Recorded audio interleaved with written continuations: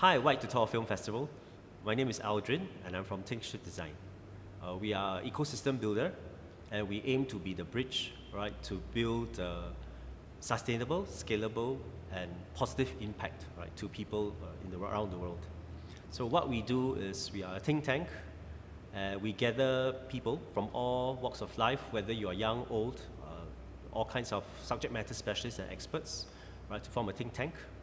And as a think tank, we gather resources, share our problems, and try to find solutions to these problems together.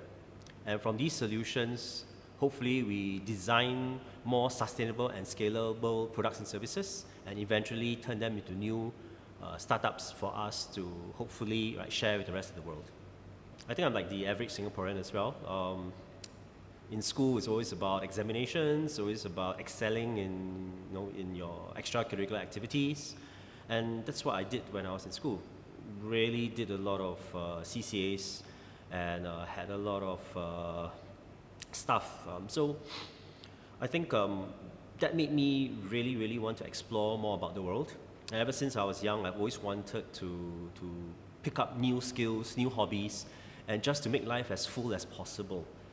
And I think I was very thankful, I'm very thankful for my teachers, because unlike the kind of teachers that we always think in the classroom where all they want you to do is to get good grades and that's it, make them look good, I think my teachers really shared with us, shared with me, a lot of themselves, about their pasts, about their experiences.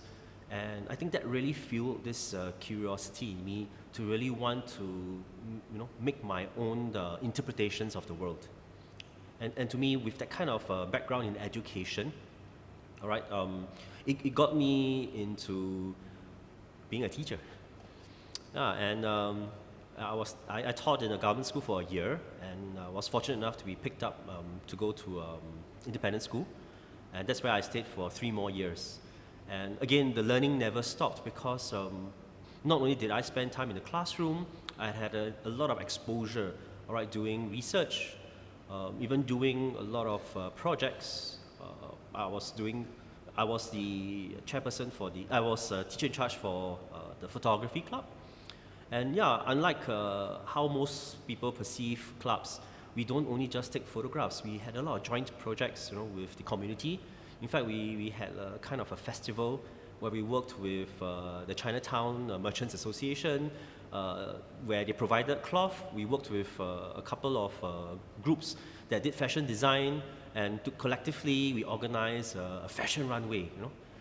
So I think in the kind of context, one of the things that I want to share about what really opened my mind was the idea that when you step out of the silos of the pigeonhole of what you should be, and try to work with other people from other areas which are different from yourself, and you work with them on joint collaborative projects, right, in communities, right, in networks, you find that you can do many exciting things, and that makes life more interesting and more impactful. And yeah, and it's just non-stop action. Right, from teaching, I actually left teaching. One of the sole reasons because I felt that as a teacher, right, although my sole purpose was to deliver a subject content in the classroom, I found that to be a real effective teacher, it's important to have real life experiences. And that drove me to leave teaching, travel around the world for 9 months. And again, through these travels, I decided to visit countries that were off the beaten track. Countries like Iran, like Pakistan, like Syria, Lebanon, right? Even when I went to Europe, it was countries like the Baltic states, Eastern Europe, Poland. And that's where I really realized that a lot of how we perceive the world, what we read from books, what we watch from the news, it's all different.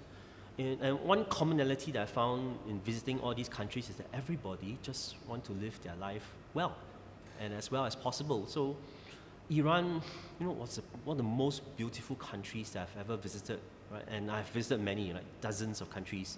It still rings in my head. The people that I met there, even in Syria, so much history, only to be destroyed by the wars. So I think the idea again, I want to share who I am, where I come from. It's the idea that the world is big, there's lots to explore, and there's a lot of opportunities to work together. And the question here is, what do we work together towards? What's your goal? Is it to build riches? Is it to build a kind of, to make yourself famous? Or is there more to life than just these two big goals, right? That is what has been inbred in us in our culture and society. So the unexamined life is not worth living, and we need to dare to be wise, to figure out what exactly is our role and how we want to play a bigger part in the larger world today. So I think one of the first things that we need to understand first is ourselves. What do we love? What are we passionate about? And I think every individual really has a skill set, something that they are good at.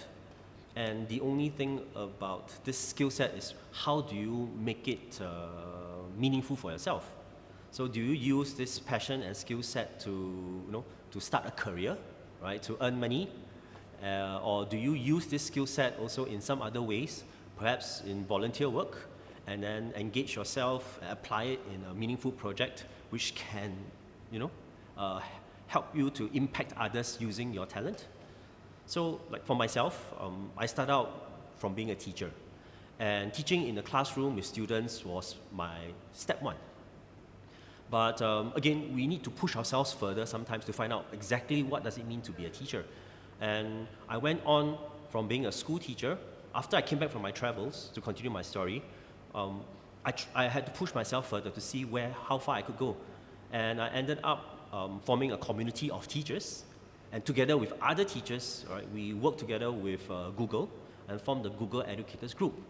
And through this group, we consolidated our expertise, our experiences in the classroom. And in this case, the topic was on technology because that's something that we were passionate about.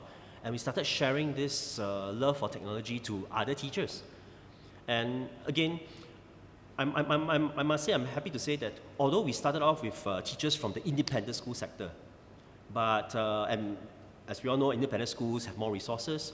But in the end of the day, when we started sharing, we started involving more and more teachers from other schools. And even schools that had no resources, we could share now because, again, those with the resources should share with those who don't have.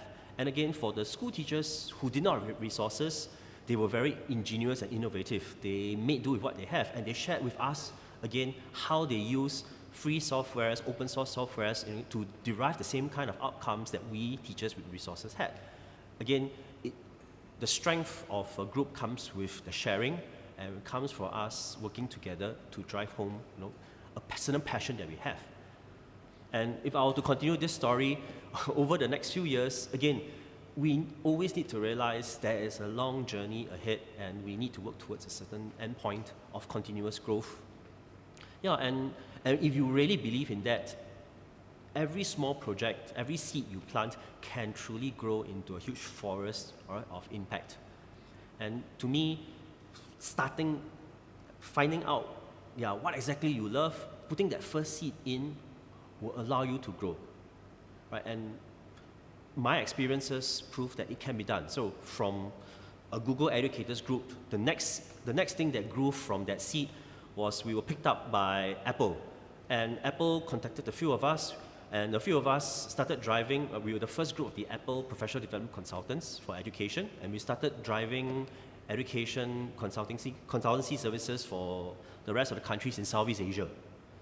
And again, from being a teacher of students, teacher with other teachers, we started running programs for the Teacher College in Singapore, NIE, where we drove the technology component for the senior teachers, which we were then helping teachers who were not so well acquainted with technology so that they could come on board and join us in the endeavor. And again, you may be good at something, but we spark joy when you're able to share what you're good at with those who don't have that opportunity, spark joy with those who do not have the chance to see from your perspective. And I think that's where it really matters. We try to involve as many people as possible to share this thing that we have with others. And that's the next thing, to really, really share it to others to make an impact rather than just doing it for yourself, for your own glory. And when you do things with others, it's a really wonderful feeling. Yeah. So again, on the same topic about moving from egocentrism towards a larger worldview, I think, so my next few projects is actually moving beyond our shores and also moving beyond the industry that I was stuck in or I was passionate in. So from education, I think the larger area now could be literacy.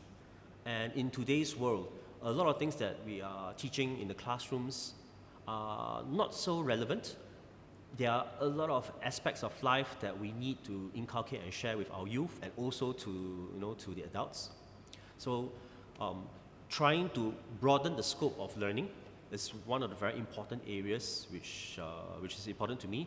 And the projects that I'm involved with is always about this, right? Broadening perspectives.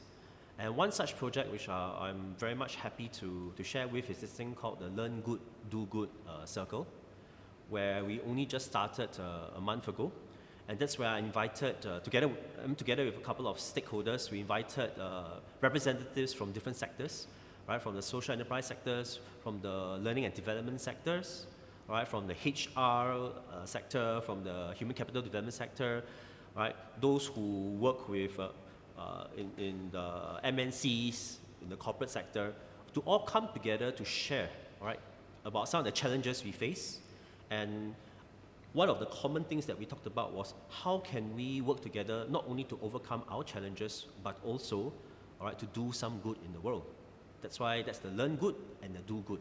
And one commonality that we found amongst all the people that shared was that everyone, every organization that we are from, every sector that we are from, wants to start and get on board this whole sustainability movement. We want to get on board this whole impact movement. So this is one of those platforms which resonate very strongly in me. And again, to help everyone or to be the bridge so that I can link up people from different sectors, and these different sectors that traditionally don't work together, hopefully they will be able to come together and to do something more meaningful than they were to do if they were just in their own individual silo.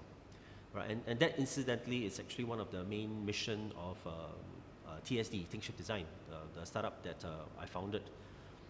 So part one for what we do is always to build social capital, right? Bringing people from all walks of life, from all industry sectors to come together for a common cause. Right? Part two, everybody to do a little sharing about what resources they have, what resources they need. And when we share all these resources, right? Part three, to see whether we can find alignment, opportunities for us to work together, for us to solve each other's problems or to create solutions, right, that can drive our own individual sectors, right, to greater success. All right, step four, all right, whether or not we can design a system based on those solutions discussed earlier, whether those solutions can be sustainable and scalable. Because we don't only want to share with our community, we want to make sure that there is a greater impact to the world at large, right? And to make it sustainable and scalable is important. All right, and then lastly, whether or not we can come together to form new organizations, new consortiums, new ventures, right? So that we can do this and ensure that we all derive that benefit together to be part of this whole disruptive movement that I think this world today, right, is talking about. And the beauty about this disruptive movement, the ability to develop new products and services. For example, Uber, when it first came out, was a huge shock, right, to the transport industry. How a software company can suddenly be a major player, right, in the transport industry, right, just like a bat of the hat. And it is this idea that disruption is not only for incumbents, it's not only for the big industry players. As long as you have a good idea, no matter how young you are, how green you are, if you have a good idea, if you're passionate enough, if you work hard enough, if you're open-minded enough, if you're able to lead people, build networks, you can make a very, very big difference, right? And it really means that the world is open for everyone, young, old, right? Experienced, not experienced, whether you're from an industry or not, it's open for you to really do something meaningful, right? And we have to start from somewhere. Right? And I think I'm very happy to be part of this WTF festival, because I think reaching out to the young people, or hopefully this festival could reach out to the various groups, any community groups out there, that anyone and everyone, all you need is just a little push, some ideas, right, some resources, and I think we can really make a big dent, right, to the world. So again, it all really starts with your passion and a particular area of interest that you have. So I can give an example of a project that I did a few years back with an artist. So there was this artist based in Indonesia, right? He had a dream, this idea, that one of the problems that he faced in his community, right, was that there were lots of waste plastic that was lying around. And there were a lot of community groups in where he lived where they didn't have homes, they didn't have shelters above their head. Even if they had shelters, they were all made from scrap wood that had no chance of surviving a heavy storm. And he came out with this idea, right, that he could use this scrap plastic to actually produce a construction material so that they can actually build their own house using this scrap plastic. And he went on to experiment, talk to various people, and what he did was, he realized that the plastic, if you melt it, and if you melt certain kinds of plastics, especially the hard kinds, for example, the bottle caps, you could actually make plates out of it. These huge, very hard plates, and they're very tough. And he realized that if you make these plates with joints, and if you join them together, you can form a structure. And he realized that if you combine them together, what happened next was, he came out with a design whereby you could join them together, make molds, and from these molds you could pour cement in. And when you pour cement in these molds, you can actually make columns, beams, and that's the start of actually a building. So from an artist, he worked with many people, talked to many people, and he became became an architect, right, by design, by accident, and now his design is awaiting his patent to be approved. And when he shared this design to me, I was so excited. I brought his idea to a university in the Philippines, where this lecturer was experimenting with bamboo as a construction material. And we all know that bamboo is tough and strong. But we never knew that bamboo, if you process it and use it correctly because of the fibers, you can actually use it to make bridges, strong enough to carry trucks and lorries. And he found out that you could actually use this bamboo to be a scaffolding, right, for the beams and columns in place of metal. And now you have a design whereby you are using waste material, plastics, right, to make the mold, rather than using plywood, which is what we use traditionally as a scaffolding to pour cement in. And then suddenly you have a scaffold which you don't use steel, you use bamboo, which you can grow in your backyard. So within 7 months, you can have enough bamboo as scaffolding. And can you imagine, this lowers the cost of construction, right? And so on and so forth. And I'm happy to say that now the project has gotten to the attention of a developer who actually wants to try this project to build a little village made out of this technology, all right, to see whether or not it's sustainable and to see whether or not it's scalable. So again, the advice to the young people, no idea that you have is too small. It all depends on whether you share these ideas with others who also have the same passion as you. And sometimes the ideas you share need not be from your same circles. You can share with people from other areas, other sectors. And really, with social media, a post on Facebook, you never know who it might reach and the attention it might garner. Yeah, and again, White to Football Festival is the perfect platform, the great start. And I think working together with you guys, right, we will level up, you know? So many of the youngsters may do Instagram, you may do TikTok, but now you can see the quality, right, of how videos can be made, and you just need to learn, pick it up with the right skills, with the right opportunities, you can go to the next level. So one advice, perhaps, or maybe something that I could share would be to be able to start something small. So no matter what idea you have, whatever it is, don't be afraid to share it. Plant that seed, all right? Create a little story using a video, all right, and share it to the White to Tall Festival. And through this festival, perhaps your little idea, right, will grow into a very strong plant, and together with the other people that are part of this festival, we can be a big forest of change. One challenge which I could share with you is actually a challenge of mine too. That is how many people we can actually gather together to solve problems, right, as a community. So we are always mixed around with our friends, the people that we are comfortable with. If you can step out of your comfort zone, look for people whom you do not usually work with. Whether is it someone from a different industry, from a different skill set, or someone who is much older or younger than you. And if you can work with any number or as large number of people from these groups, right, collectively, and if you can work together with them, right, and solve a problem together, then a lot of things can change in today's world. So my challenge is how many connections, how many nodes, how many relationships you can build, right, on a common cause.